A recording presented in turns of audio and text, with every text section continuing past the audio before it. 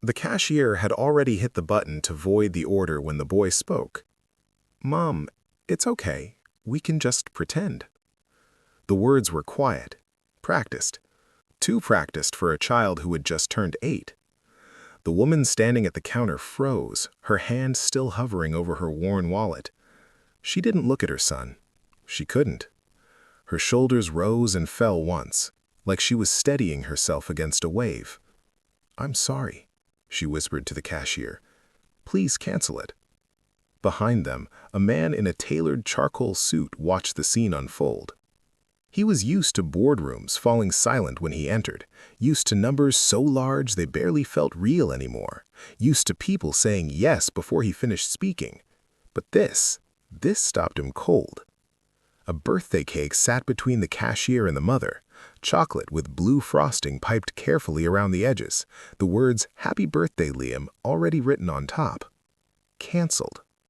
The billionaire felt something tighten in his chest. He could have looked away. Most people did, but then the boy smiled at his mom, small, brave, heartbreakingly understanding, and said, "Next year will be better." That was the moment everything changed, and no one in that bakery knew it yet.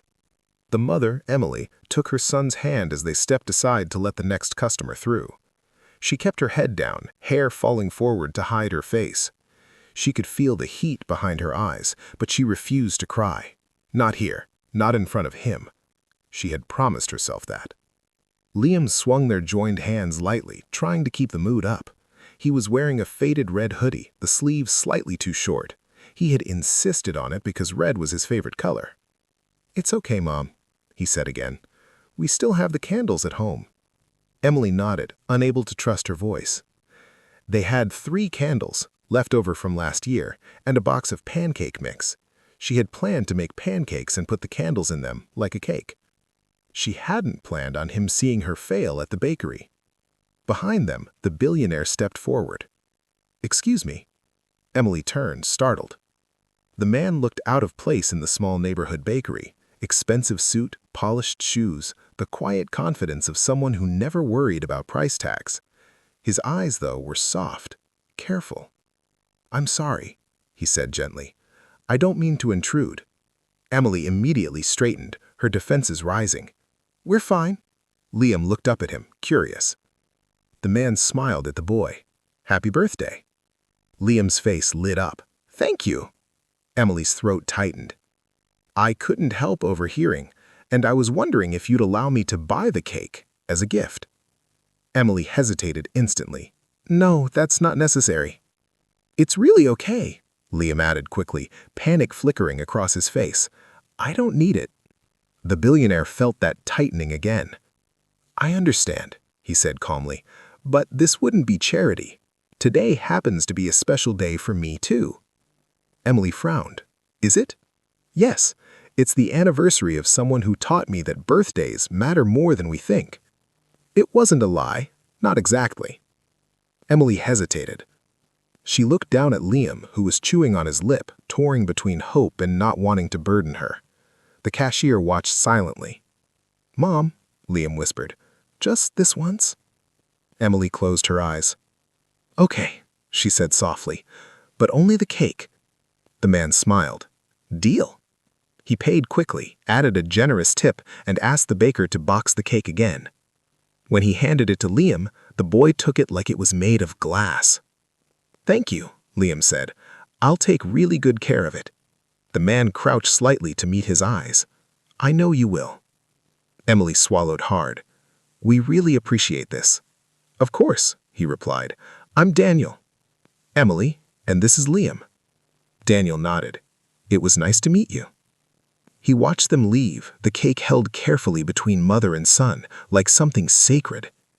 And for the first time in years, Daniel didn't go straight back to work. Emily's apartment was small, 2 rooms, old carpet, furniture donated or found. But when Liam set the cake down on the wobbly kitchen table, it felt like the room filled with light. They lit the candles. Liam closed his eyes tight before blowing them out. "What did you wish for?" Emily asked. Liam shrugged. "Can't say." She smiled, brushing his hair back. Later that night, after Liam fell asleep, Emily sat alone at the table, staring at the empty cake box. She hadn't told Daniel that she'd lost her job 2 months ago, or that her ex had stopped paying child support, or that she'd been choosing between groceries and rent. She hadn't told him how close she was to breaking. But kindness had a way of cracking walls. 2 days later, Emily's phone rang. Unknown number. She almost didn't answer. Hello? Hi, Emily. This is Daniel from the bakery. Her heart skipped. Oh, hi.